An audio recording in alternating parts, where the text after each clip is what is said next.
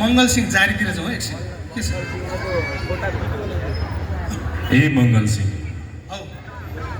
न घरमा भैँसी ब्याउँछ न मान्छे होइन के भएको यो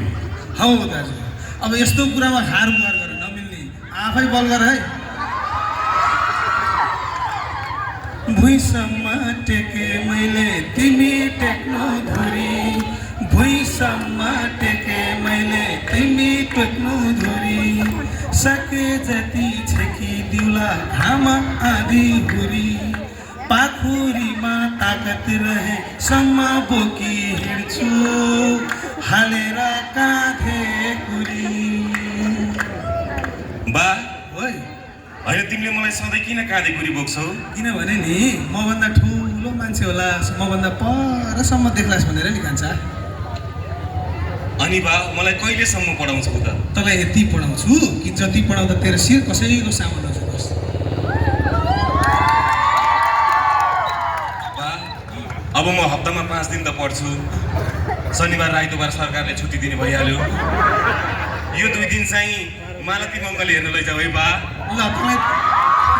तँलाई 2 दिन त लाँदिन कान्छा कि आइतबार कि शनिबार लान्छु है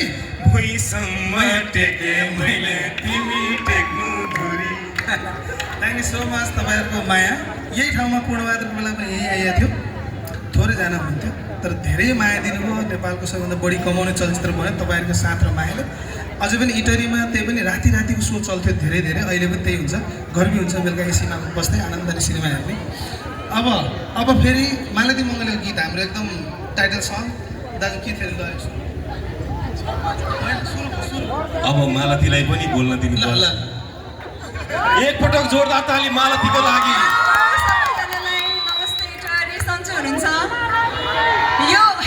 यो क्राउडको एनर्जी देखेर त एकदमै सन्चै हुनुहुन्छ जस्तो लागिरहेछ मलाई हाम्रो विजय दाइ चाहिँ आफू बोलेपछि अरूलाई बोल्न दिनुहुन्न उहाँको बानी नै त्यस्तै छ जस्तै अब फिल्म हिट भयो अब उहाँले यस्तो गर्नुहुन्छ कि आफ्नो मात्र फिल्म हिट गरिदिनुहुन्छ अर्काको फिल्म हिट गरिदिनुहुन्न फेरि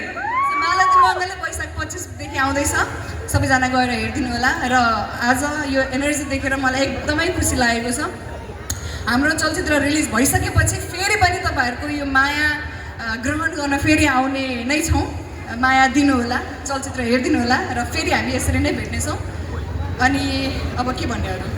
तपाईँ के भन्न चाहनुहुन्छ यति राम्री मान्छे देखिसके पछाडि अघिसम्म विजय दाइ बोल्दा फोन माथि कसैको थिएन अहिले राम्री मान्छे देखे पछाडि सबैको फोन माथि भयो मेरो त कामै त्यही हो तपाईँलाई वावा भन्न लगाउने 2 लाइन चाहिँ उहाँको लागि भन्नुपर्छ है भन्नु है वावा भनेर साथ दिनुपर्छ है भितरिएको मन बल्ल ढङ्गमा छ वावा